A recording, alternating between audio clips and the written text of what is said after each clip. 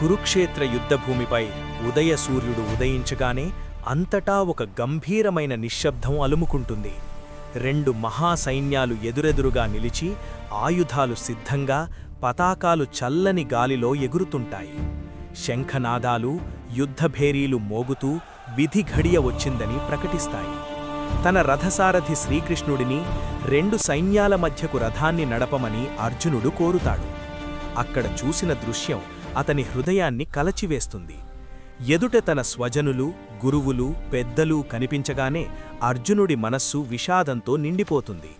చేతులు కంపించిపోతాయి, శరీరం బలహీనమవుతుంది, గాంధీవం అతని చేతుల నుంచి జారిపోతుంది.